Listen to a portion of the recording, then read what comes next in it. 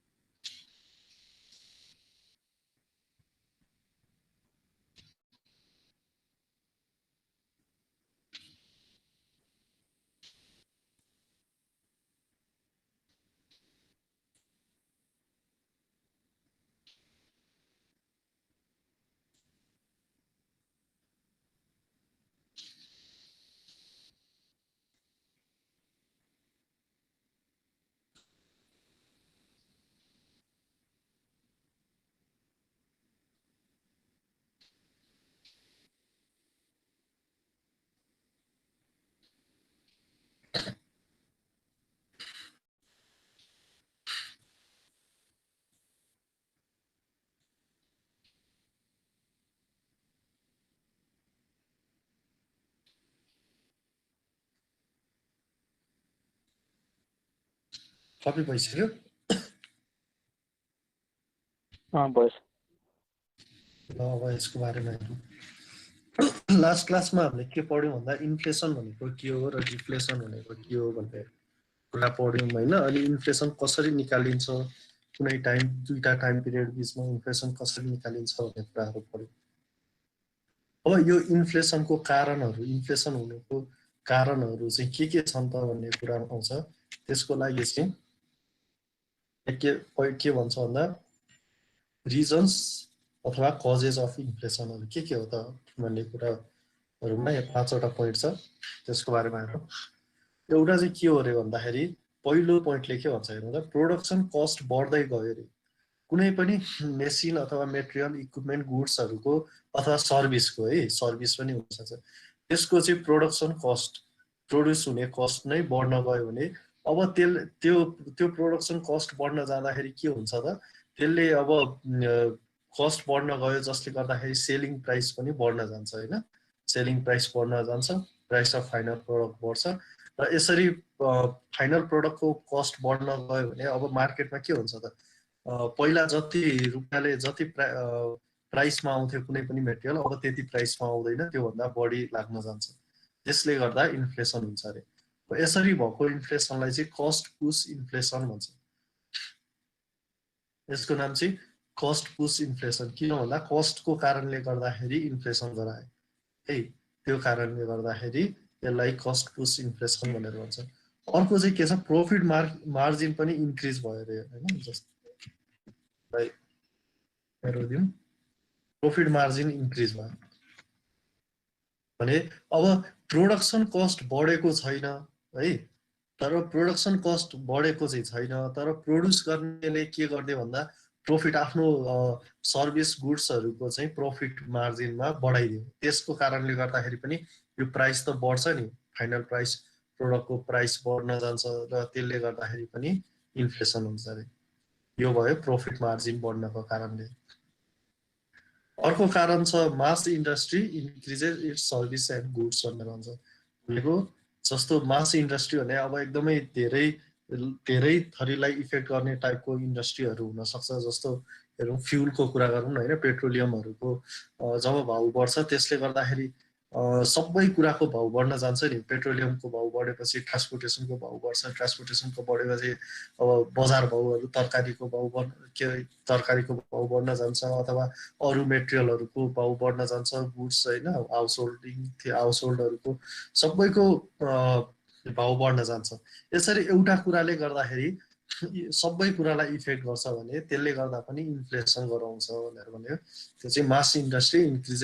Increases price of its service and goods है यो increases मात्र भएछ यसमा के थपिदिउँ भन्दा increases price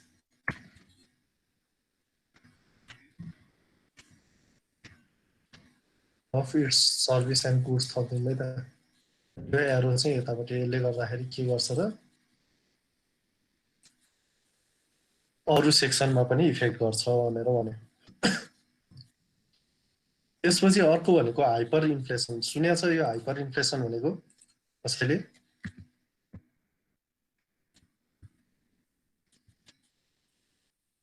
कसैले सुनेको छ हाइपर इन्फ्लेसन?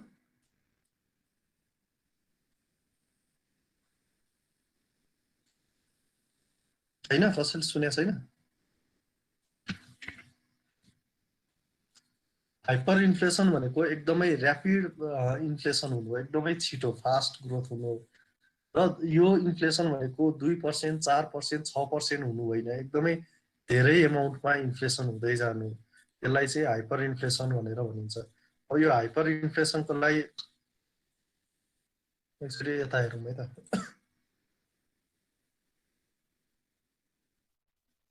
मैले यो टेबल देखाएको छ नि,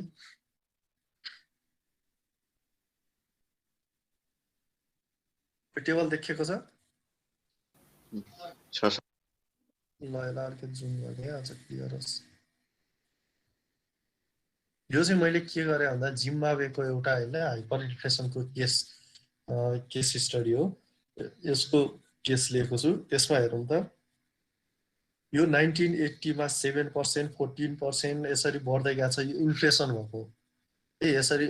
इन्फ्लेसन हुँदै हुँदै गयो। तर एउटा टाइम पिरियड हेरौँ त, एउटा कुनै समयमा आएपछि हेर्नु कसरी बढ्न थालेछ 2000 पछि। 2000 सम्म नर्मलै इन्फ्लेसन छ, यो पनि अलिकति हाई रेट नै हो इन्फ्लेसनको रेट चाहिँ। जस्तो 7, 14 भनेको 7, 10% भने अलि नर्मल हो होइन। यो 55% भने त अलि हाई रेट हो, एकदम बढ्न थाल्यो नि होइन। 1998 मा आएपछि बढ्न थाल्यो। अब त्यो पछि हेर्नु त के भयो, 2002 मा 199%, फेरि 599% भयो। 2004 मा आउँदा 133 अलिकति कन्ट्रोलमा आएको रहेछ। त्यसपछि 2005 मा जाँदा 586, 2006 मा 1281%, र त्यसपछि 2007 मा 6.62 into 10⁵% ले बढ्यो अरे। त्यसपछि जुलाई 2008 मा 2.315 into 10⁹% थियो। मिड अफ नोभेम्बर 2008 मा यो एराउन्ड भनेको 8 बिलियन% हुन्छ। यसरी हेर्नु त यहाँनिर 2008 मा इस्टिमेटेड यति बिलियन होइन, यो भनेको कति त 1000 मिलियन, बिलियन भनेको झन्डै 80 मिलियन हुँदो रहेछ। 79 मिलियन भने के अरे बिलियन, 79.6 बिलियन भनौँ न होइन। 79.6 बिलियन%ले चाहिँ बढेर गयो यसरी भनेर भन्छ। यो यस्तो कन्डिसन चाहिँ के हो त, हाइपर इन्फ्लेसनको केस हो। बुझिन्छ? अब यसले चाहिँ के गर्यो भन्दाखेरि हाइपर इन्फ्लेसनले चाहिँ एकदम ऱ्यापिड ग्रोथ भयो है, पैसाको भ्यालुको एकदम ऱ्यापिड ग्रोथ भयो भनौँ न। अब योभन्दा अघिल्लो जुलाई 2008 मा 1 रुपिस भनेको अब यति बेला चाहिँ होइन 1 रुपिसले आउने सामान मिड नोभेम्बर 2008 मा चाहिँ कति लाग्ने भयो त, 79 बिलियन लाग्ने भयो। त्यति पर्सेन्टेजले ग्रोथ भयो नि होइन। त्यति धेरै पैसा लाग्ने भयो भनौँ न, त्यति पर्सेन्टेजले इन्क्रिज भयो, 79 बिलियन%ले इन्क्रिज भयो भने चाहिँ एकदमै धेरै पैसा लाग्ने भयो। अब यसरी इन्फ्लेसन हुन गयो भने हाइपर इन्फ्लेसन हुन्छ। यो अब यसको लागि होइन जिम्बाब्वेले यहाँ हेरौँ है त एउटा,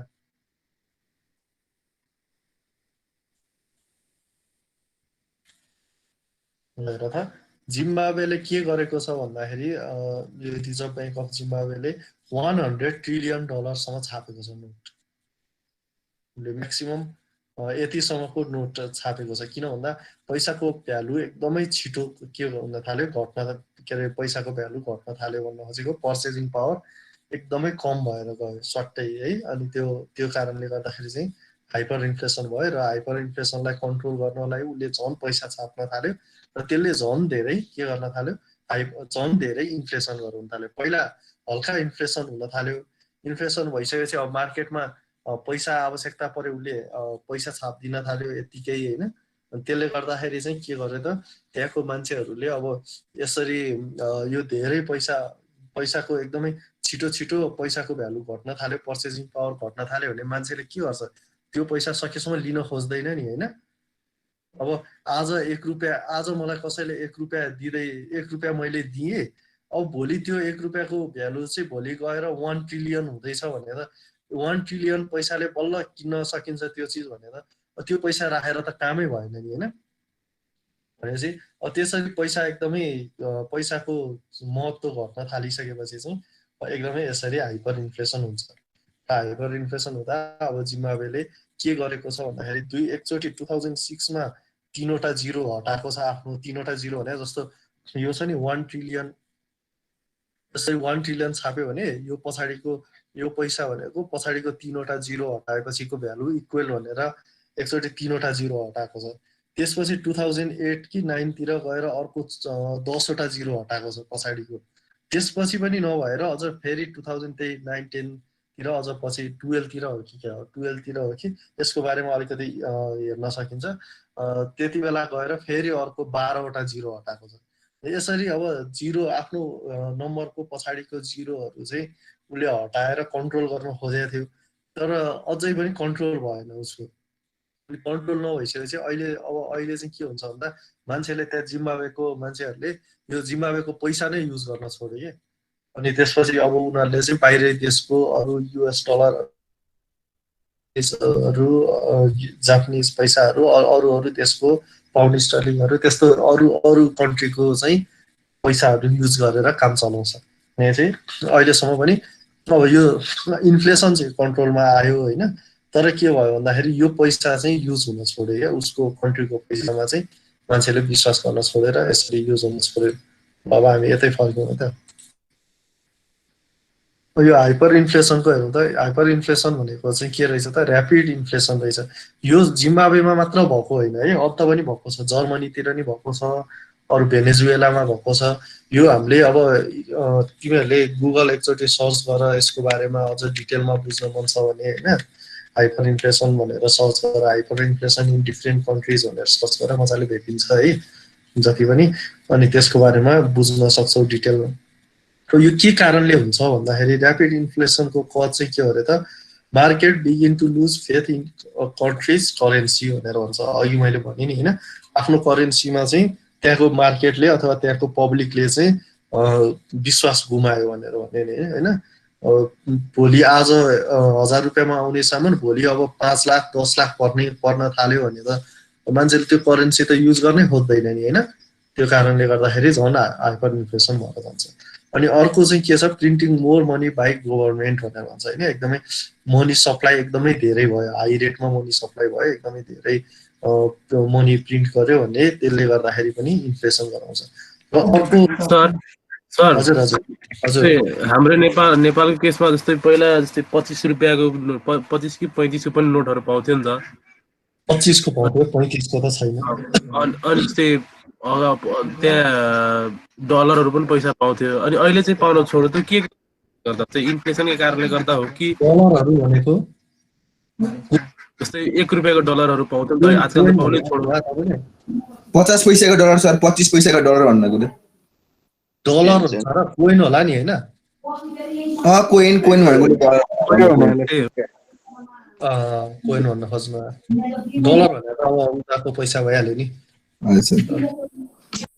अब कोइनहरू पाउँथ्यो यस्तो भयो त्यो चाहिँ इन्फ्लेसनको कारणले गर्दा हाइपर इन्फ्लेसनले होइन है। हाइपर इन्फ्लेसन भने एकदम ऱ्यापिड इन्फ्लेसन हुनु। अब यहाँ अघि यसमा एउटा थपिदिनुहोस् त यो वारको कारणले गर्दा पनि हुन्छ यो छुटेछ है यसको पोइन्ट कज यसको हाइपर इन्फ्लेसनको कज चाहिँ एउटा वारहरू पनि हो वारहरूमा पनि हुन्छ। अब तपाईँले भन्नुभयो जस्तो पहिला 1 रुपियाँको कोइन पाइन्थ्यो होइन 2 रुपियाँको अहिले पनि पाइन्छ पाइन त नपाइने होइन अझ 50 पैसाको पाउँथ्यो 25 पैसा पाउँथ्यो 1 पैसा पनि हुन्थ्यो 2 पैसा हुन्थ्यो होइन 5 पैसाको गाई पैसा भन्ने हुन्थ्यो। अब आजकल त्यो पैसाहरू देखिँदैन नि। त्यो भनेको चाहिँ त्यही हो इन्फ्लेसन त्यो इन्फ्लेसनको कारणले है। इन्फ्लेसनको कारणले गर्दाखेरि पहिला जब जस्तो 5 पैसामा त केही चिज आउँथ्यो नि होइन 5 पैसामा केही न केही सामान किन्न मिल्थ्यो होला। अहिले चाहिँ के हो भन्दा यसको भ्यालु नै हटेर गयो क्या भन्नु खोज्यो 5 पैसामा केही पनि नआउने भयो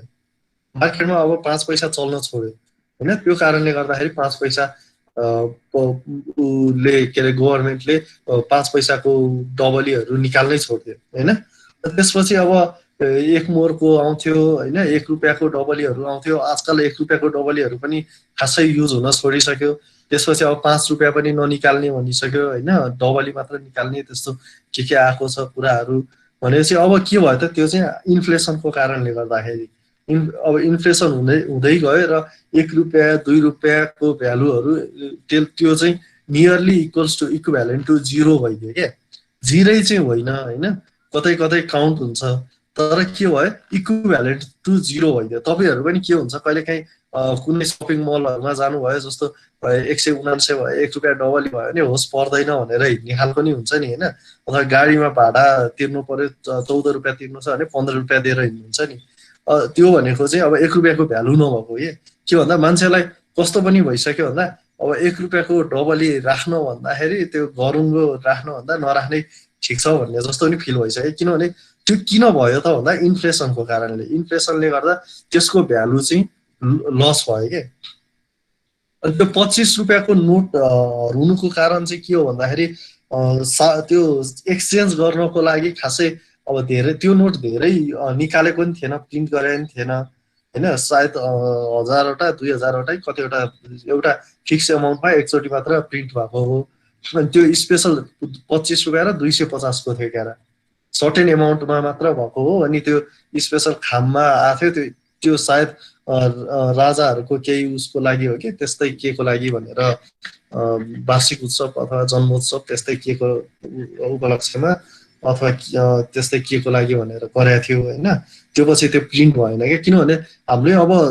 मेन त प्रब्लम के हो भन्दाखेरि एक्सचेन्ज गर्नलाई प्रब्लम नहोस् भन्ने कुरा हो नि त। जुन चाहिँ हामीलाई केले गरिरहेछ 10, 20, 50 अनि 100, 500ले सबै काम गरिरहेछ नि त। सबै एक्सचेन्ज गर्न पुगिरहेछ, त्यो कारणले हो त्यो हटेको चाहिँ होइन।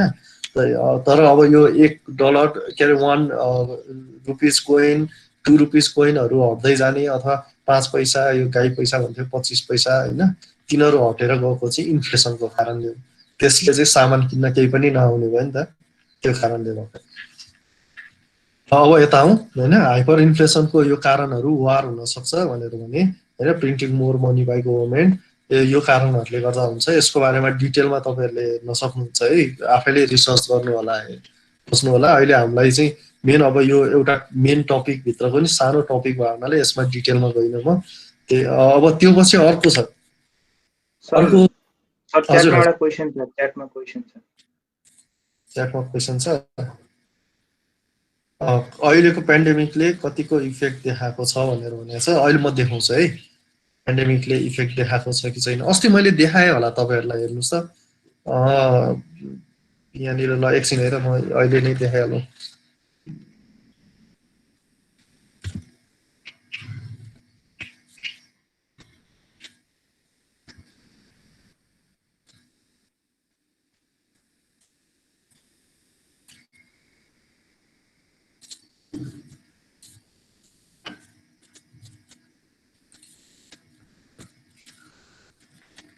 यो मैले देखाएको थिएँ नि अस्ति, यो बार चार्ट होइन, देखा जस्तो लाग्छ देखाएको हो। यही त हो नि होइन। अहिलेको इन्फ्लेसन रेटलाई कसरी असर पारेको छ भन्ने कुराहरू के हुन्छ भन्दाखेरि इन्फ्लेसन रेट अस्ति हामीले डिफ्लेसन पनि पढ्यौँ नि होइन। इन्फ्लेसन कस्तो केसमा हुन्छ, डिफ्लेसन कस्तो केसमा हुन्छ भनेर पढ्यौँ। त्यति बेला चाहिँ के भयो, जब के हुन्छ जब डिमान्ड एकदमै बढेर जान्छ सामानको, कुनै सामानको, र त्यसपछि के भइदिन्छ भन्दा त्यसको सप्लाई एकदमै कम हुन्छ भन्ने, त्यति बेला इन्फ्लेसन भएर जान्छ। तर एउटा चिज हेरेर हुँदैन है, हामीले एउटा चिजलाई मात्र हेरेर हुँदैन। हामीले अस्ति भनेको थियौँ मार्केट बास्केट हुन्छ भनेर भनेको थियौँ नि होइन। अनि त्यो मार्केट बास्केटको सर्टेन लिस्ट हुन्छ, त्यो सबै लिस्टलाई हेर्नुपर्छ, एउटा चिजलाई मात्र हेरेर हुँदैन। त्यो सबै चिजलाई हेर्दा कुनै चिजको घटेको पनि हुनसक्छ। अब यो पेन्डेमिकले गर्दा हेर्नु त, जस्तो सुरुमा यसको स्टार्टिङमा भनौँ न डिसेम्बर जनवरीतिर के भएको थियो भन्दा जस्तो मास्कहरू हेऱ्यो भने होइन एकदमै नपाउने स्थितिमा गएको थियो। मैले अस्ति पनि इक्जाम्पल दिएँ होइन। अनि त्यो अब नपाउँदाखेरि मान्छेले 700-800 हालेर नि किनेको थिए। त्यस्तै अरू कति सामानहरू थियो होला धेरै प्राइसमा किनेको, तर अब त्यसरी किन्न खोज्दा एकचोटि चाहिँ बढेर गयो होइन। हेर्नु त यहाँ यो अक्टोबर नोभेम्बर डिसेम्बरतिरबाट बढ्न थालेको छ। तर एउटा टाइम पछि चाहिँ के भइदियो भन्दाखेरि अब मार्केटको एक्टिभिटिजहरू घट्न थाल्यो, मार्केटमा व्यापारहरू हुन छोड्यो होइन। सबै ठप्प भयो नि यो जस्तो डिसेम्बर जनवरीतिर आएर सबै मार्केटको इकोनोमिक एक्टिभिटीहरू स्लो डाउन भयो, जसले गर्दा के गर्छ त डिफ्लेसन लिएर आउँछ भनेको छ नि। भनेपछि यसले चाहिँ के गर्यो त इन्फ्लेसन रेटलाई घटाइदियो। घट्न थाल्यो के भन्दा मार्केटमा इकोनोमिक एक्टिभिटी नै हुन छोड्यो कि त्यसले गर्दा चाहिँ यो जुन जुलाईहरूसम्म आउँदाखेरि घट्न थाल्यो एक्टिभिटी कम भएर अनि सायद अब जुलाई पछाडि चाहिँ फेरि अलिअलि इकोनोमिक एक्टिभिटीहरू हुन थालेको छ अब फेरि बढ्दै गएको छ सायद होइन त्यो चाहिँ अब पछाडिको हेर्नु पर्यो यसरी मार्केट एक्टिभिटिजहरू इकोनोमिक एक्टिभिटिजहरूले चाहिँ असर गर्छ ल अब यता हेरौँ त्यसपछि अब फिफ्थ पोइन्टमा के छ स्ट्यागफ्लेसन भनेर भनेको छ त्यो भनेको चाहिँ combination of high unemployment rate and economic stagnation भनेको नो ग्रोथ इन इकोनोमी भनेर भने यो इकोनोमिक ग्रोथ नहुनु र एकदमै हाई अनइम्प्लोइमेन्ट हुनुलाई चाहिँ कम्बाइन्ड रूपमा के भन्छ स्ट्यागफ्लेसन भन्छ अरे यसले गर्दा पनि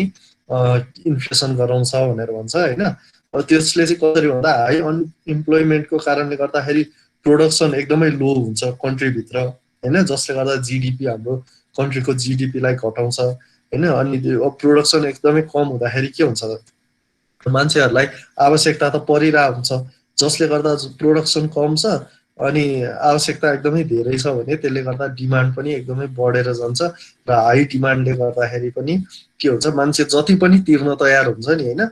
जब मान्छेसँग पैसा हुन्छ तर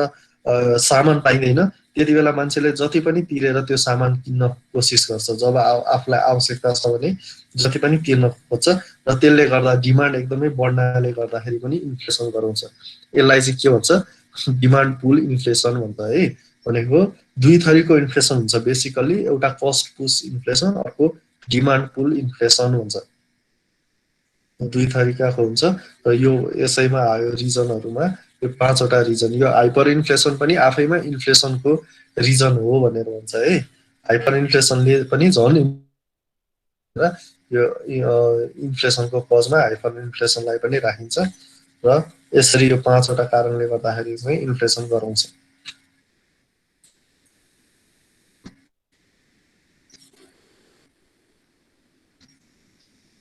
सर यो वार चाहिँ हाइपर इन्फ्लेसनको कज हो हजुर हजुर वारहरूले गर्दा इन्फ्लेसन पनि गराउँछ इन्फ्लेसन यो हाइपर इन्फ्लेसनको कजहरू सबै इन्फ्लेसनको पनि कज हो हेरौँ त इन्फ्लेसनको कज पनि त हो नि होइन market begin to lose faith in countries करेन्सीले गर्दा इन्फ्लेसन गराउँछ तर यसले चाहिँ हाइपर इन्फ्लेसन पनि गराउन सक्छ क्या जस्तो कुनै प्रोडक्टको कस्ट प्रोडक्टको प्रोडक्सन कस्ट बढ्दैमा हाइपर इन्फ्लेसन हुँदैन होइन प्रफिट मार्जिन बढाउँदैमा हाइपर इन्फ्लेसन हुँदैन यसले इन्फ्लेसन मात्र गराउने हो तर यो जस्तो यिनीहरूले चाहिँ होइन यो के भन्छ मार्केटले अब कन्ट्रीको करेन्सीमा फेथ गुमाउन थाल्यो भने त्यसले गर्दा हाइपर इन्फ्लेसन पनि गराउन सक्छ इन्फ्लेसन मात्रै पनि गराउन सक्छ अथवा एकदमै हाई प्रिन्टिङको मनी बाई गभर्मेन्ट भयो भने पनि के हुन्छ यसले इन्फ्लेसन मात्र नि गराउन सक्छ हाइपर इन्फ्लेसन पनि गराउन सक्छ सिमिलरली वारले पनि त्यस्तै हो जस्तो ओल्ड वारहरूमा पनि धेरै ठाउँमा धेरै कन्ट्रीहरूमा हाइपर इन्फ्लेसन भएको छ भएको इक्जाम्पलहरू हामी देख्न सक्छौँ है ल अब यसमा युज हुने टर्मिनोलोजीहरूमा जाउँ है त हामी यो च्याप्टरमा युज हुने टर्मिनोलोजीहरू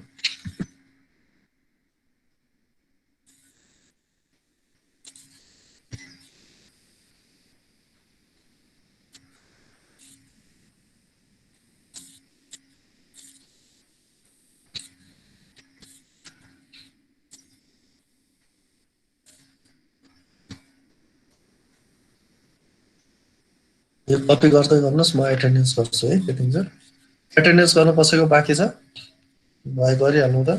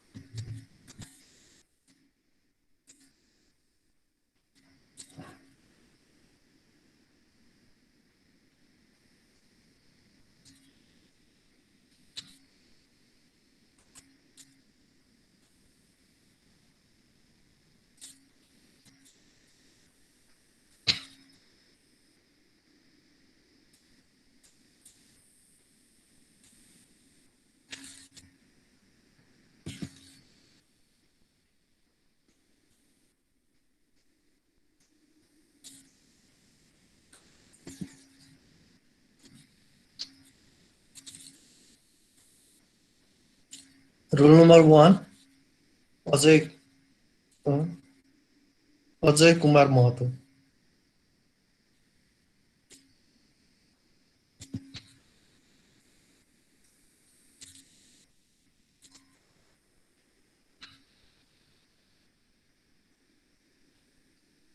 इलेभेन केशव खड्का।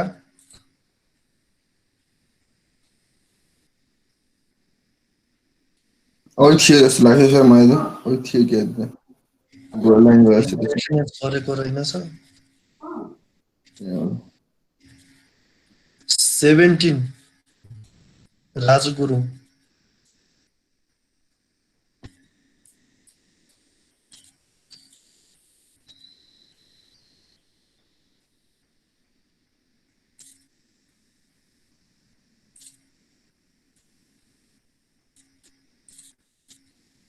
ट्वेन्टी 27 सरोज खड्का।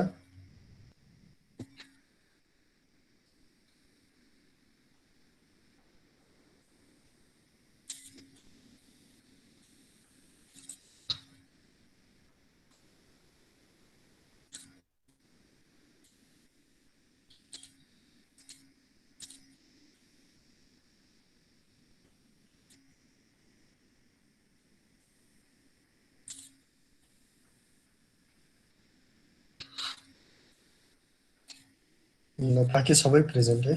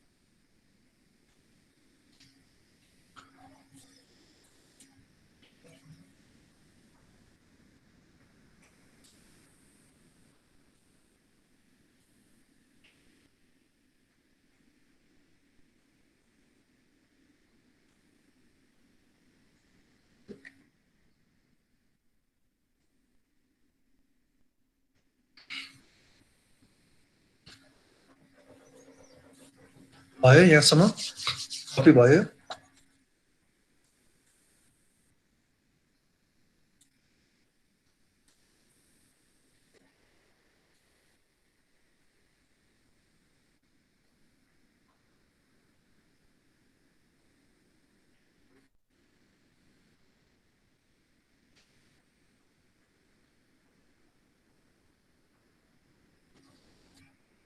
भयो सर।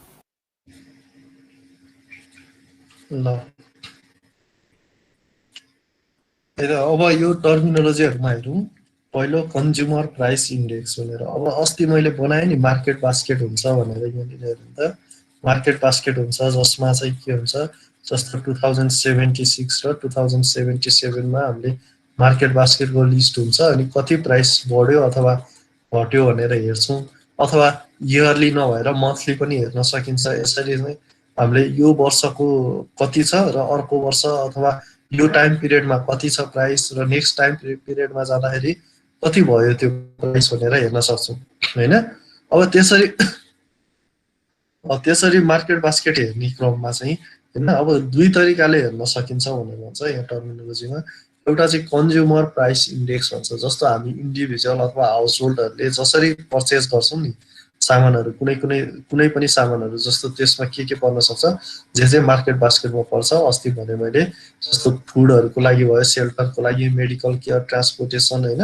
अथवा अरू कुनै गुड्स सर्भिसहरूको लागि इन्डिभिजुअल अथवा फ्यामिलीज अथवा कुनै हाउस होल्डले चाहिँ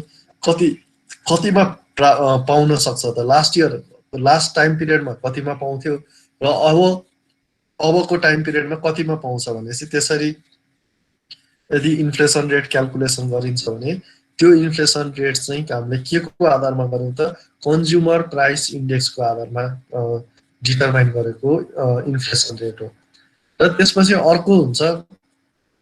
प्रोड्युसर प्राइस इन्डेक्स होइन प्रोड्युसर प्राइस इन्डेक्समा चाहिँ के हुन्छ भन्दाखेरि प्रोड्युसरको लेभलमा बसेर अथवा होलसेलरको लेभलमा बसेर यदि हामीले अब जस्तो भनौँ प्रोड्युसरको लेभलमा चाहिँ कतिले बढ्न गयो त यो सामानहरू मार्केट बास्केटको सामानहरूलाई प्रोड्युसरले प्रोड्युस गर्नको लागि चाहिँ कति बढेर गयो प्रोडक्सन कस्टमा कति बढेर गयो त्यो चाहिँ केमा भर पर्छ प्रोड्युसर प्राइस इन्डेक्समा भर पर्ने कुरा भयो र त्यसरी निकालेको इन्फ्लेसन रेटलाई चाहिँ producer price index based inflation rate भनेर भनिन्छ यसरी दुई तरिकाले निकाल्न सकिन्छ र दुईटा भ्यालु सेम हुन्छ भन्ने छैन है जस्तो कहिलेकाहीँ के भइदिन्छ भन्दाखेरि बढ्नलाई चाहिँ जस्तो भनौँ न होइन 2 रुपियाँ पर्ने सामानको कस्ट 3 रुपियाँ भएको हुन्छ पहिला 2 रुपियाँ पर्ने सामान चाहिँ प्रोड्युसरले मानौँ 10 रुपियाँमा उसले 2 रुपियाँमा प्रोडक्ट गर्ने सामान 10 रुपियाँमा बेचिरहेको हुन्छ अब के भयो भन्दाखेरि 3 रुपियाँमा पर्ने सामान चाहिँ सायद 3 रुपियाँ पर्यो भने उसले 12 रुपियाँमा बेच्ला अथवा 20 रुपियाँमा बेच्ला भनेपछि यसरी भयो भने अब के भयो त यहाँ हेर्नु त यो भनेको कन्ज्युमर प्राइस इन्डेक्स भयो होइन यो भनेको प्रोड्युसर प्राइस इन्डेक्स भयो उसको लागि इन्फ्लेसन रेट छुट्टै छ हेर्नु त 2 बाट 3 भयो 50%ले बढ्यो तर यहाँनिर के भयो 10 बाट 12 भयो 20%ले बढ्यो सधैँ यतै बढ्छ भन्ने छैन कुनै केसमा के हुन्छ यता धेरै हुनसक्छ यता कम हुनसक्छ त्यसरी चाहिँ प्रोड्युसर र कन्ज्युमरको बेसमा बसेर छुट्टा छुट्टै इन्फ्लेसन रेट हुन सक्छ भनेर भन्छ यो भयो इन्फ्लेसन रेट दुई थरीको हुन्छ भन्ने कुरा अब त्यसपछि हेरौँ अर्को टर्मिनोलोजीमा जाउँ थर्डमा है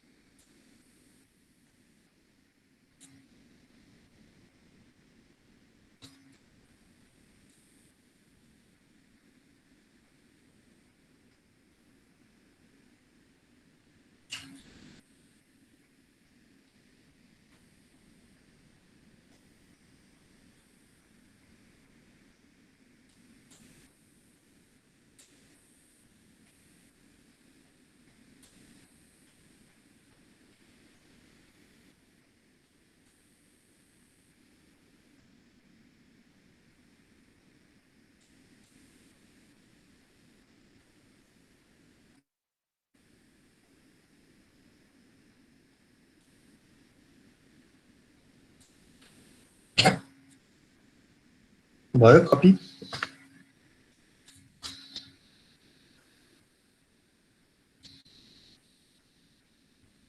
छैन सर बाँकी छ ल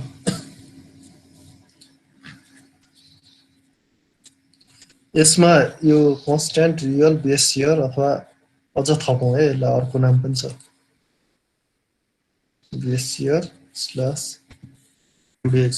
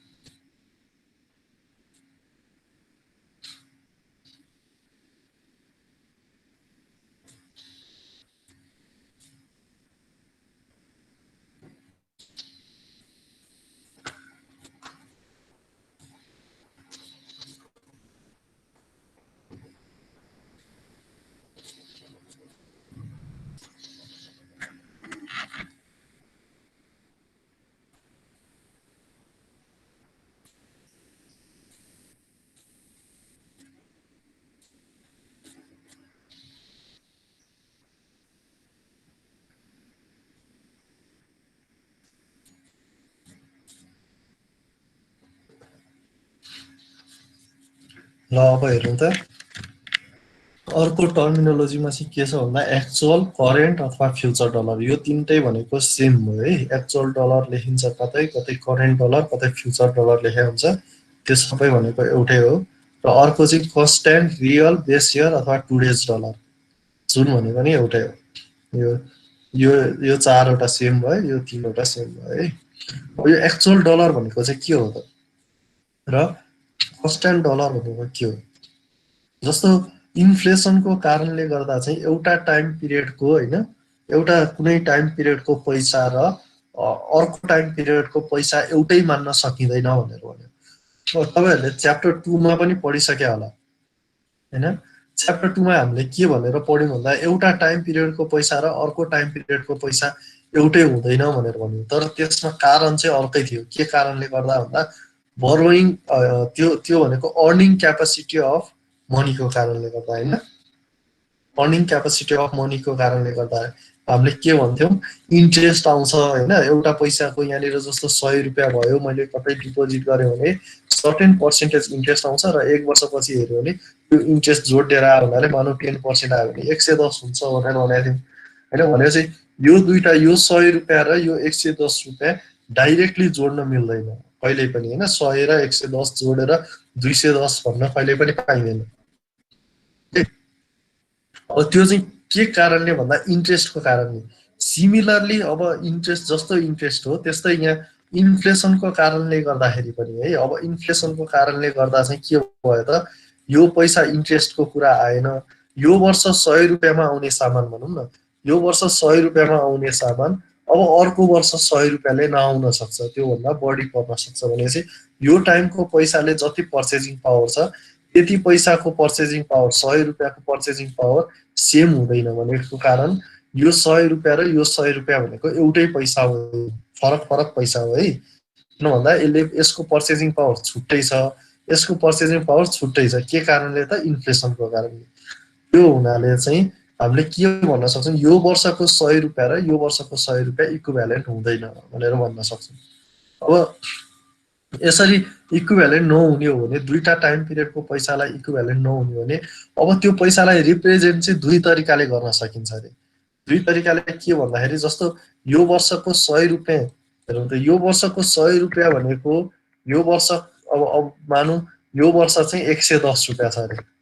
हैन 110 रुपैयाँ छ र यो वर्ष 121 भनेको 10% इन्फ्लेसन रेट के हो त 10% छ नि हैन 10% इन्फ्लेसन रेट छ भने अब यो वर्ष पहिलो वर्षमा 100 रुपैयाँले आउने सामान अब कतिमा आउँछ 110 रुपैयाँमा आउँछ है त्यसपछि अब अर्को तेस्रो वर्षमा गयो भने त्यही सामान चाहिँ 121 रुपैयाँ लाग्छ रे भनेको त्यसले के गर्यो त 10% इन्फ्लेसन रेटलाई डिनोट गर्यो यसरी आएको पैसा छ नि यो भनेको एक्चुअल हरेक वर्ष जति खर्च हुने हो मानौ मलाई एउटा केही सामान किन्नु छ भनौं न ल 1 केजी चिनी नै भनौं है 1 केजी सुगर यो किन्नु छ किन्दाखेरि म अहिले गए यो मानौ अहिले भर्खरै अब यो टाइममा जिरो टाइममा गए भनौं न अहिले भर्खरै गए र फर्स्ट इयरको इन्डमा गए र सेकेन्ड इयरको इन्डमा गए हैन चिनी किन्नको लागि 1 केजी सुगर किन्दा 100 लाग्यो 110 लाग्यो 121 लाग्यो यो पैसाहरु चाहिँ के भन्दा यिनीहरुलाई एक्चुअल डलर भनेर भनिन्छ जति हो त्यति नै हैन फ्युचरमा लाग्ने यो फ्युचरमा एक वर्षपछि लाग्ने पैसा नि 110 हो हैन यो टाइम पिरियडमा लाग्ने पैसा 121 हो भनेपछि यति बेला लागेको एक्चुअल पैसा चाहिँ यो हो है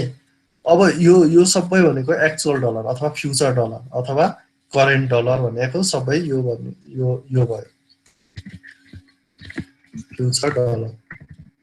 अब यसको भ्यालु चाहिँ कति हो त खासमा टुडेज डलरको भ्यालु कति हो त यो 110 रुपैयाँले नि आउने त 1 केजी नै सुगर हो नि हैन यो टाइममा भनेपछि यसको भ्यालु अहिलेको टुडेज डलर भने यो जिरो टाइम पिरियडको भ्यालुसँग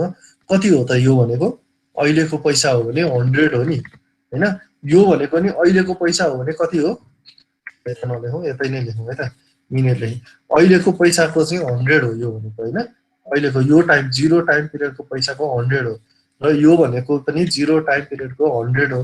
यो भनेको पनि जिरो टाइम पिरियडको 100 हो यसरी यो भ्यालु आयो नि 100 यो टाइम पिरियडको पैसामा निकाल्यो नि यसलाई चाहिँ हामी के भन्छौं कन्स्ट्यान्ट डलर भन्छौं सधैँ यो कन्स्ट्यान्ट डलर यो कन्स्ट्यान्ट भ्यालु भएर चाहिँ भयो होइन है। यो मैले अहिले 100 100 100 देखाएँ त्यो भएर कन्स्ट्यान्ट डलर भने होइन। यो सबैलाई भ्यालु 0 मा ल्याउँदाखेरि चाहिँ यो अहिले 100 100 भयो त्यो कारणले गर्दाखेरि हो। जस्तो भनौँ न अब यहाँनिर 100 नभएर यो टाइममा 121 यस्तो पनि हुन सक्थ्यो नि हैन 121 हुन सक्थ्यो। त्यो भयो भने 121 यहाँ पनि 121 भने यो माथिको एक्चुअल डलर भयो हैन। अब यहाँनिर आउँदा चाहिँ अहिलेको भ्यालुको कति हुन्छ त यो 121 भनेको अहिलेको भ्यालुको 110 हुन्थ्यो होला हैन। यो 121 भनेको अहिलेको भ्यालुको 100 हुन्थ्यो। भनेपछि यस्तो भ्यालुहरू भनेको कन्स्ट्यान्ट डलर भयो यो चाहिँ। यो सबै के हो त 0 टाइम पिरियडको भ्यालुहरू है। यो टाइम पिरियड यो 0 टाइम पिरियडको भ्यालुहरू चाहिँ यो भयो। त्यसलाई चाहिँ कन्स्ट्यान्ट डलर भनेर भनिन्छ। भनेपछि अब कन्स्ट्यान्ट डलर र फ्युचर डलर भनेर रिप्रेजेन्ट चाहिँ हामीले रुपीज भन्दैन है। Actual rupees actual constant rupees भन्दैन। यो भन्नलाई क्वेसनमा रुपीजमा दिए पनि लेख्ने बेलामा हामीले डलरै भनेर लेखिन्छ। यसको यो टर्म नै डलर हो फ्युचर डलर। अब यसरी क्याल्कुलेसन अब यहाँबाट हामीले के थाहा पायौँ भन्दाखेरि एक अर्कामा कन्भर्ट गर्न सक्छौँ नि हामीले। हेर्नु त कन्स्ट्यान्ट जस्तो एक्चुअल डलर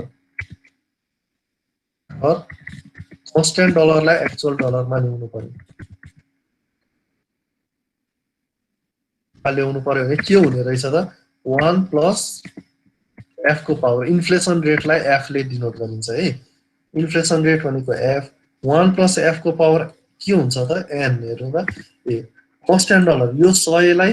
एक वर्ष पछाडि यो 100 को भ्यालु कति हुन्छ त एक्चुअल डलर। यसको भ्यालु यो 100 रुपैयाँ भन्नु को मतलब एक वर्ष पछाडिको भ्यालु कति हुन्छ अथवा 2 वर्ष पछाडि यो 100 रुपैयाँ भनेको कति हुन्छ भनेर निकाल्यौँ भने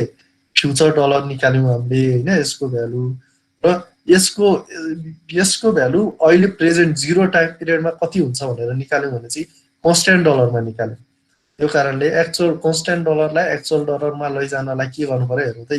यो 110 लाई 121 बनाउन के गर्नु पर्यो 1 प्लस एफ को पावर 1 गरे हो नि। किनभने यो त भ्यालु 110 को 121 छ। सिमिलरली यो 100 लाई 121 बनाउन के गरे 1 प्लस 10% 1 प्लस 0.1 को पावर 2 गरे हो नि हैन। यो 100 लाई केले मल्टिप्लाई गरे हो त 1 प्लस 0.1 को होल पावर 2 10% इन्फ्लेसन रेट छ भने यो 2 गरेपछि 121 आयो। भनेपछि यो यसलाई इक्विभ्यालेन्ट बनाउनु पर्यो भने के गर्ने रहेछ कन्स्ट्यान्ट डलरलाई 1 प्लस एफ को पावर एन गर्नुपर्ने छ। भनेको कन्स्ट्यान्ट डलरबाट एक्चुअल डलरमा लैजाँदाखेरि के हुन्छ कम्पाउन्डिङ इफेक्ट हुन्छ यो है। कम्पाउन्डिङ इफेक्ट हुन्छ यसमा चाहिँ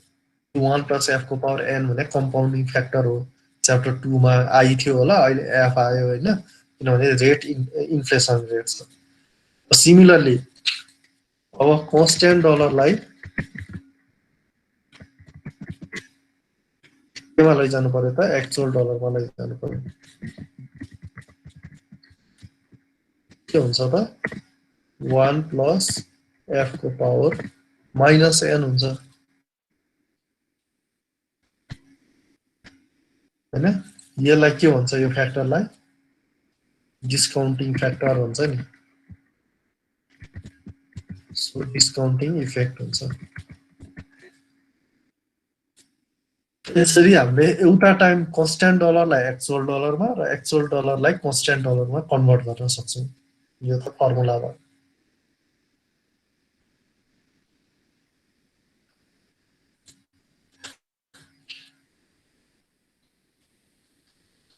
त्यसै पैसा हामीलाई अब क्वेसनमा दिँदाखेरि दुई तरिकाको क्वेसन दिन सक्छ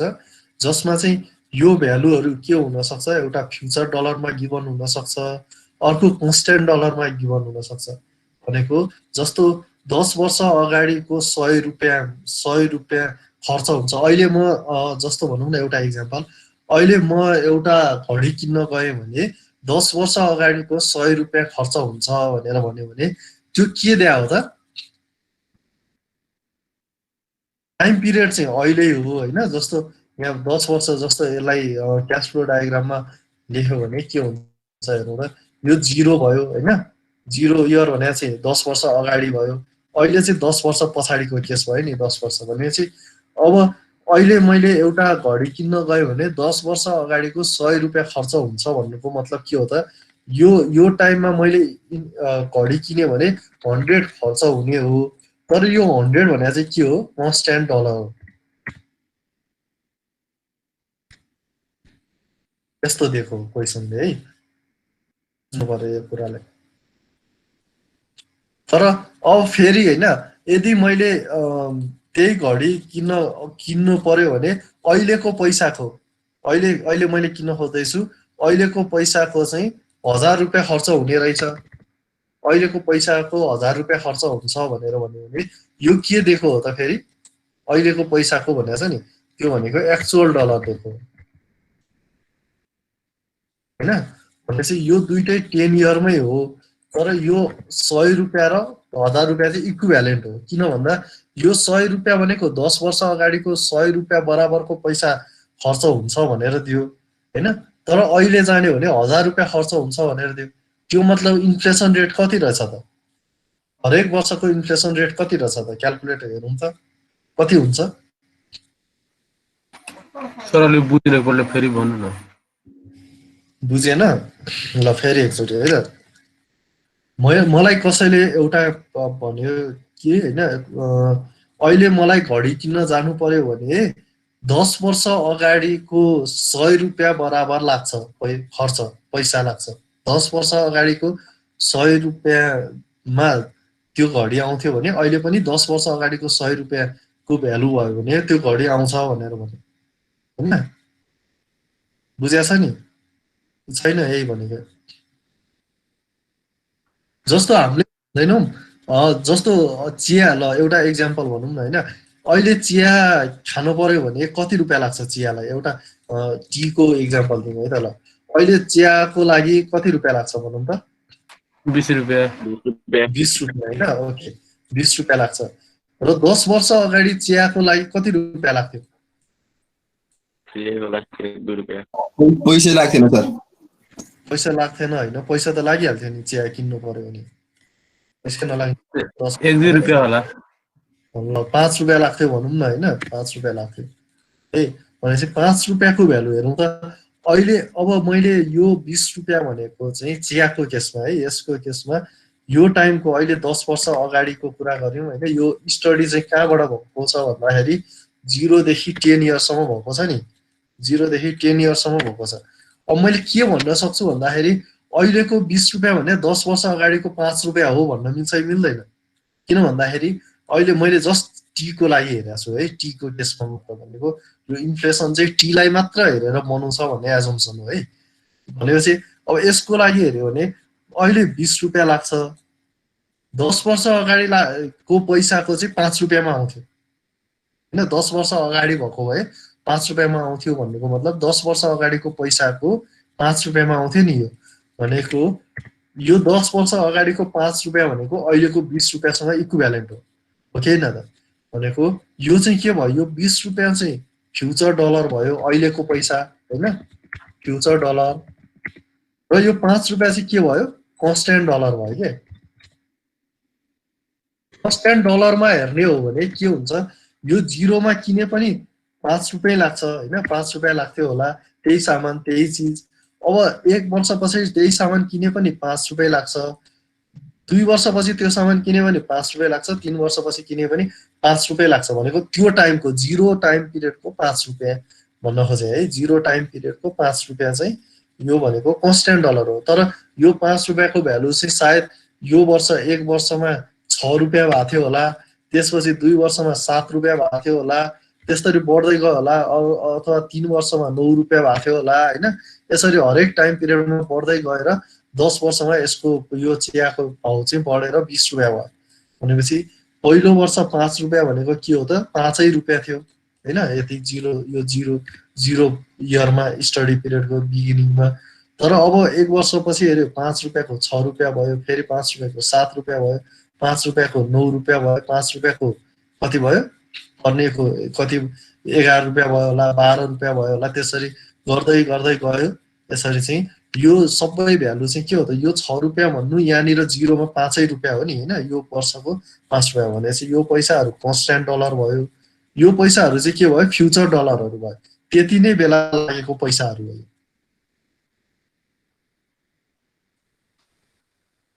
भनेपछि के रहेछ त भन्दा स्टडी पिरियडको बिगिनिङमा जति रुपियाँ छ यसको भ्यालु छ नि यसको भ्यालु यो स्टडी पिरियडको बिगिनिङमा जति रुपियाँ छ त्यो पैसा भनेको चाहिँ कन्स्ट्यान्ट डलर हो यो बिगिनिङमा भएको भ्यालु यो पैसाको बिगिनिङमा भएको भ्यालु चाहिँ कन्स्ट्यान्ट डलर हो र यो पैसाको त्यही टाइम पिरियडमा भएको भ्यालु चाहिँ के हो त एक्चुअल डलर भनेपछि जस्तो अब अघिको एक्जाम्पलमा आउँ घडी किन्नको लागि 10 वर्ष अगाडिको 100 रुपियाँ लाग्छ 10 वर्ष अगाडिको 100 रुपियाँ बराबरको पैसा लाग्छ तर अहिले किन्न जाँदा 1000 रुपियाँ लाग्छ भनेर भन्यो भने यसले इन्फ्लेसन देखाइदिन्छ के इन्फ्लेसन कति भएको रहेछ हरेक वर्ष हेरौँ त उयो फर्मुलामा राखेर कन्स्ट्यान्ट डलर 100 छ हैन त्यसको भ्यालु चाहिँ अहिले एक्चुअल डलर कति भएको छ 1000 भएको छ 1 प्लस एफ को पावर एन भनेको 10 वर्ष पछाडि हैन फर्मुलामा राखेर हेर्दा कति भएछ 25.89 25 आएर 10 वर्षको लागि हो हुन सक्छ 1000 ओके 1000 छ होला सायद 25.89 25.89% ले भएको रहेछ इन्फ्लेसन यो इन्फ्लेसन भनेको एफ हैन यसरी क्याल्कुलेट गर्न सकिन्छ कुनै पनि टाइम पिरियडको पैसालाई कन्स्ट्यान्ट डलरलाई फ्युचर डलरमा कन्भर्ट गरेर क्याल्कुलेसन गर्न सकिन्छ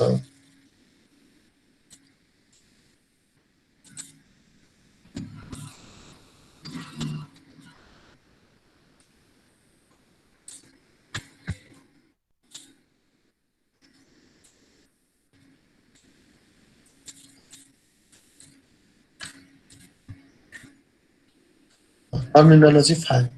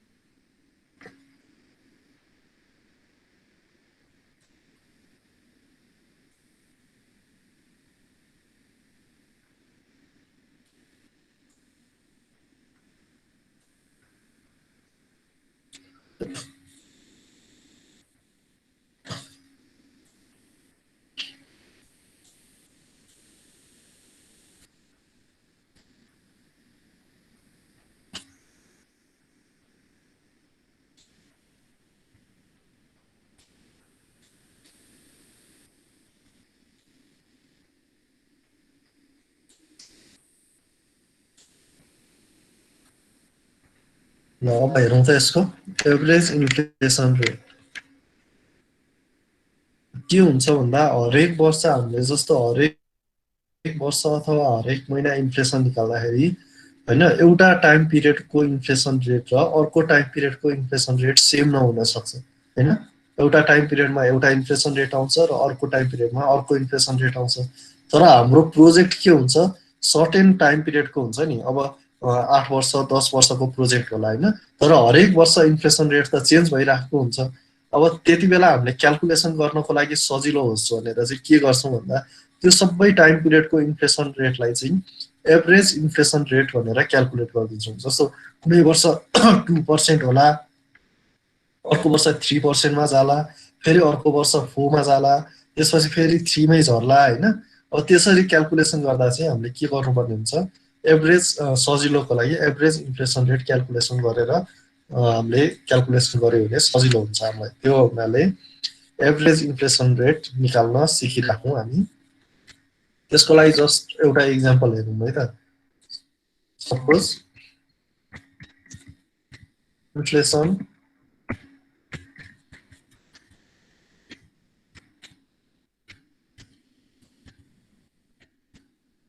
पहिलो वर्ष 10% छ अरे एन्ड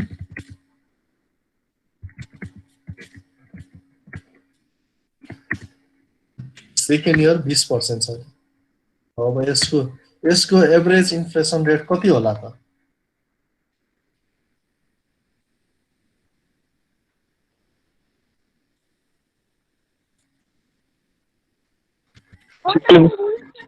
अब यसको चाहिँ एभरेज इन्फ्लेसन रेट क्याल्कुलेसन गरेर हामीले के गर्नुपर्ने हुन्छ एभरेज निकालिदिएर त्यसपछि एभरेज इन्फ्लेसन रेट यति हुँदो रहेछ भनेर दुवै वर्षलाई युज हुने है पहिलो वर्ष र दोस्रो वर्ष दुवैलाई एउटा इन्फ्लेसन रेट कुन युज गर्यो भने चाहिँ दुवै वर्ष योबाट जति इन्फ्लेसन हुन्छ त्यति नै हुनु पर्यो भनेपछि अब जस्ट एउटा इक्जाम्पल हेर्नु है त let constant dollar constant dollar चाहिँ $1 छ अरे ल $1 हामीले एउटा क्याल्कुलेसन गरौँ अथवा एक्स माने पनि हुन्छ होइन यसलाई मैले $1 माने त्यसपछि कन्स्ट्यान्ट डलर $1 छ अरे होइन अब एक्चुअल डलर त्यसको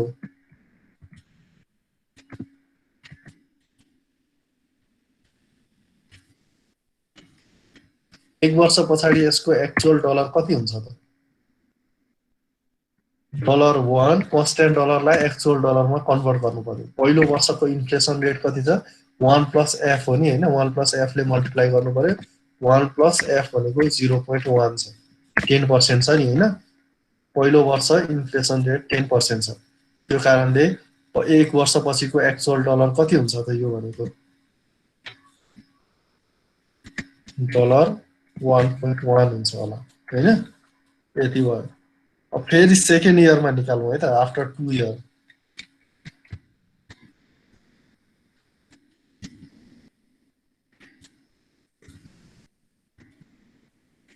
दुई वर्षपछि कति हुन्छ त यो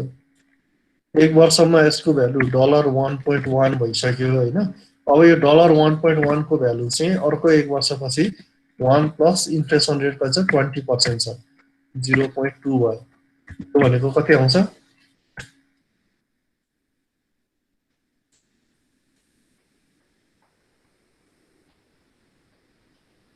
1.32 1.32 $1.32 भनेर आयो अब यो $1 चाहिँ दुई वर्षमा $1.32 हुने रहेछ यसरी इन्फ्लेसन भएर गयो भने अब एभरेज इन्फ्लेसन रेट निकाल्नु रे हामीले जसले चाहिँ हरेक वर्ष कति पर्सेन्टेजले इन्क्रिज भयो भने चाहिँ यति नै भ्यालु हुन जान्छ त भनेर निकाल्नु पर्यो होइन त्यो हुनाले let F B the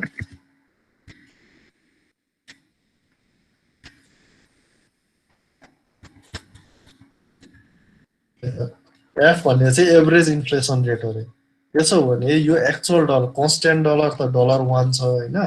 constant dollar $1 छ actual dollar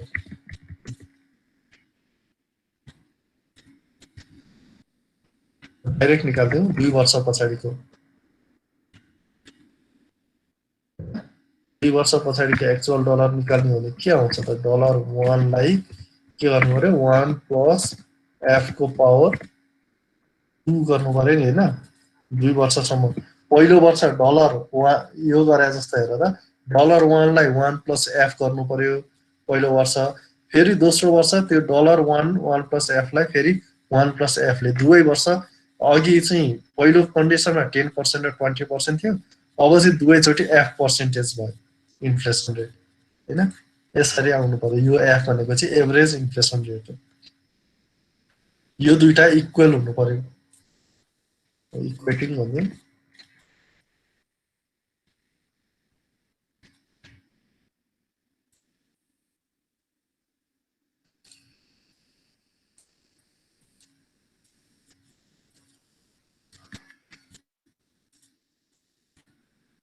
power 2 equals to के हुनु पर्यो यो भ्यालु 1.32 हुनु पर्यो 14.89%. f इक्वल्स टु 14.89 हो 89 है यो भनेको ठ्याक्कै एभरेज आउँदो रहेछ हेर त 10 र 20 को एभरेज त 15% हो नि अघि 15 कसले भने जस्तो लाग्यो हैन 15 एभरेज नआउँदो रहेछ त्यो के कारणले आएन भन्दा यो कम्पाउन्डिङ इफेक्टको कारणले है कम्पाउन्डिङ इफेक्ट हेर त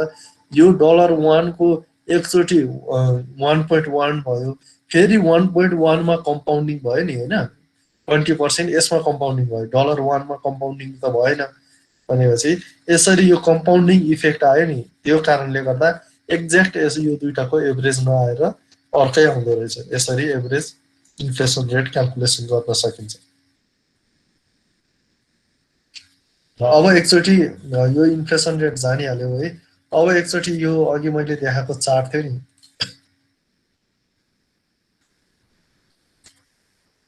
र त यो चार्टमा कहिलेदेखि छ भन्दाखेरि अगस्त 2019 देखि छ हैन अगस्तदेखि जुलाईसम्म 12 वटा महिनाको छ ठ्याक्कै हैन 12 वटा बार चार्ट छ यो 12 वटा महिनाको चाहिँ यहाँ दिएको छ 7% 6.2 6.2 5.8 भनेर यो माथि बार चार्टको माथि माथि दिएको छ अब यसमा तिमीहरूले के गर्नु पर्यो यो वर्षको एभरेज इन्फ्लेसन रेट कति रहेछ त लास्ट इयर अगस्तदेखि जुलाईसम्म एक वर्ष भयो नि त्यो एक वर्षको एभरेज इन्फ्लेसन रेट कति रहेछ ल क्याल्कुलेट गरेर निकाल त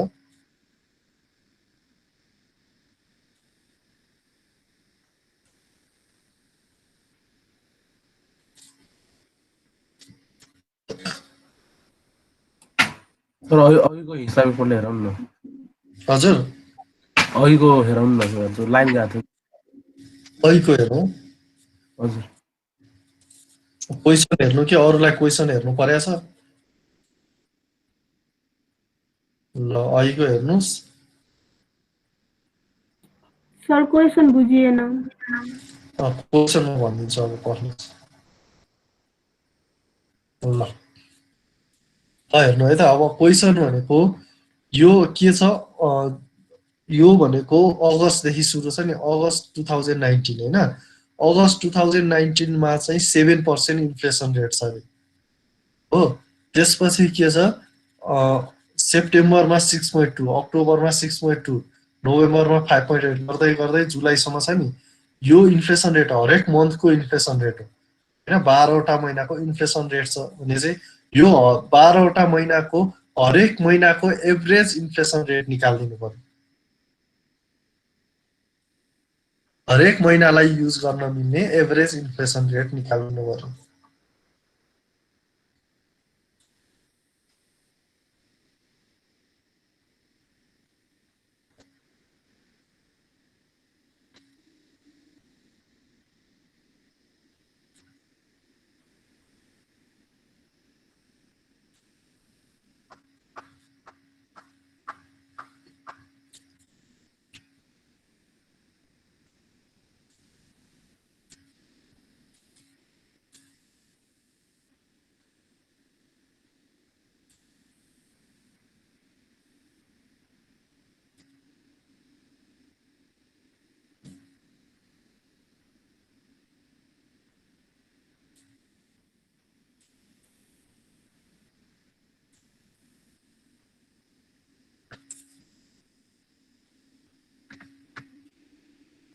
कन्स्ट्यान्ट डलर चाहिँ 1 रुपियाँ मान्ने हो। जति माने नि भयो, एक्स मानेर गर्नुहोस् न, एक्स मान्दा नि भयो, $100 मान्दा पनि भयो हैन। अब के गर्नु पर्यो, $100 मान्नु भयो भने त्यही अनुसार भ्यालु आउँछ, एक्स मान्नु भयो भने त्यही अनुसार आउँछ, एक्स एक्स क्यान्सल हुन्छ, यता $1 क्यान्सल भयो, जति माने पनि हुन्छ।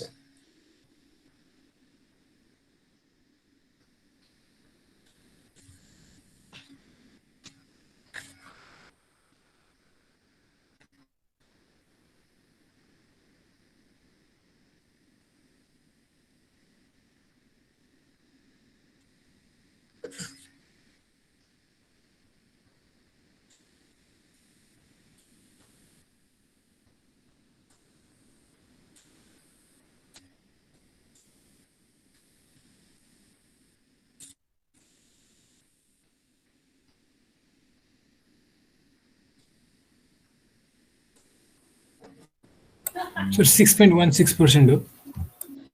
होला, तपाईहरुले क्याल्कुलेट गर्नु न। 6.16% आयो रे। अरु कसैको अरुले भन्नुहुन्छ कति आयो?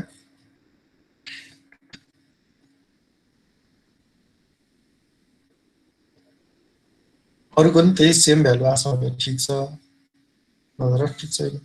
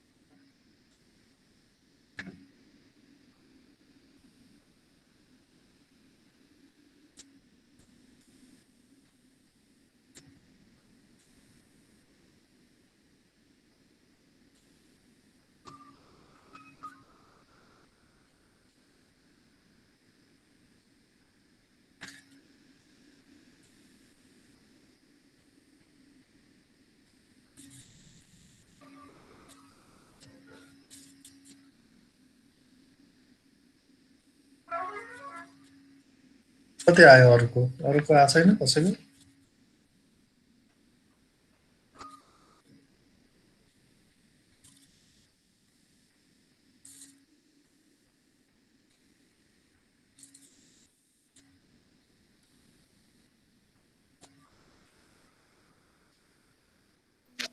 सर 43% आयो त। कति आएको छ? 43 त आउँदैन। 43 त सर 6.73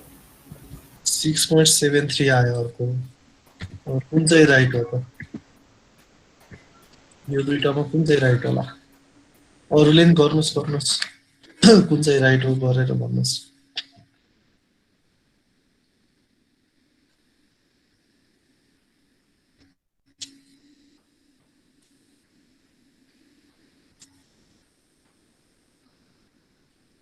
क्वेसन भइसकेको छ, यो भइसकेको छ, पर्सेन्टहरु कपी भइसकेको छ भने म यता देखाउँछु एकचोटि। हेर्नुस् त, यहाँनिर के गर्नु पर्यो भने कन्स्ट्यान्ट डलर 1 नै मान्नुस् हैन। ल 1 माने नि एक्स माने पनि जे गरे नि भयो। त्यसपछि के एकैचोटि एक्चुअल डलर आफ्टर 12 इयर भनेर के गर्न सकिन्छ, जस्तो फर्स्टमा छ नि डलर एकैचोटि आफ्टर 12 इयरमा एउटा गरिराख्नु पर्दैन। $1 हैन, अनि मल्टिप्लाइड बाइ के हो त 1 प्लस, अब फर्स्टमा कति पर्सेन्ट छ? 7% छ नि, भनेको 0.07 गर्नु पर्यो है, 7%। त्यसपछि सेकेन्ड इयरमा 6.4 छ कि 6.8 छ हैन। 6.8 छ भने 1 प्लस 0.068 गर्नु पर्यो। त्यसपछि अर्को वर्ष त्यसरी जानु पर्यो नि। सरी 6.2 रहेछ है। 6.2 छ भने 0.062 गर्नु पर्यो हैन। फेरि 6.2 नै छ है। अब के गर्नु पर्यो अझै, फेरि 1 प्लस 0.06 2 गर्नु पर्यो फेरि कति पर्सेन्ट छ त्यो पछि 5.8 छ 6.6 छ यो राख्दै राख्दै राख्दै जाने सबै जति पर्सेन्ट छ लास्टसम्म हैन यसरी कति आउँछ यो भ्यालु क्याल्कुलेट गर्ने त्यसपछि अर्कोमा के गर्नु पर्यो त एक्चुअल डलर आफ्टर 12 इयर भन्नु पर्यो है यो सबै एक्चुअल डलर आफ्टर 12 इयर हो के सरी 12 मन्थ इयर हैन है एक्चुअल डलर आफ्टर 12 मन्थ भनेर भन्नु पर्यो यसलाई हैन त्यसपछि के हो त अब यो F B the average inflation rate भन्ने अनि एक्चुअल डलर आफ्टर 12 मन्थ भनेर के गर्नु पर्यो $1 मल्टिप्लाइड बाइ 1 प्लस एफ को पावर 12 गर्नु पर्यो नि अब अनि यहाँबाट आएको यो 12 बाट आएको भ्यालु र यो माथि आएको भ्यालुलाई इक्वेट गरिदिने यो दुईटा भ्यालु यहाँबाट जति आउँछ र यो भ्यालुलाई इक्वेट गरेर एफ को भ्यालु निकाल्ने कति आउँछ यो नै के हो त इन्फ्लेसन रेट हो एफ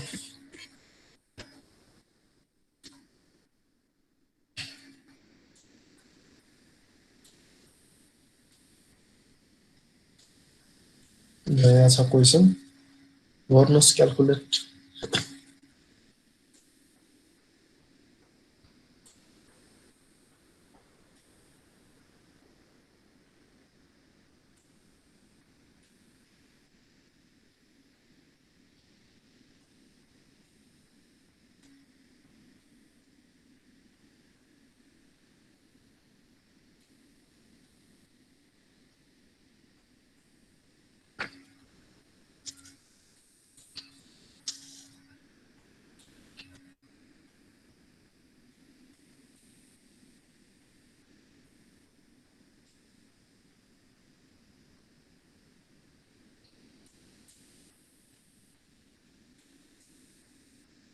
भयो कति आयो कुन चाहिँ राइट रहेछ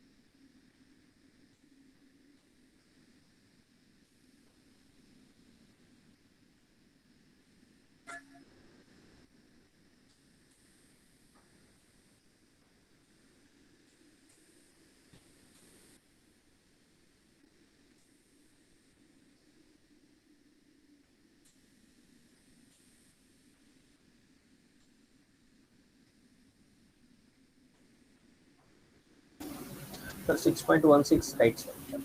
6.16 ठीक छ ल ओके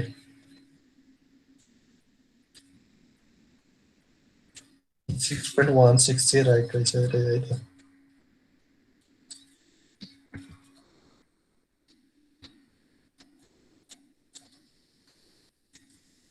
ल अब एभरेज निकाल्न जान्यौँ हामीले यसरी आएको जुन एभरेज इन्ट्रेस्ट रेट छ यो महिनाभरि जस्तो 12 महिनाभरिको इन्ट्रेस्ट रेट युज गर्नुभन्दा हरेक महिना चाहिँ 6.16% भनेर युज गर्यो भने पनि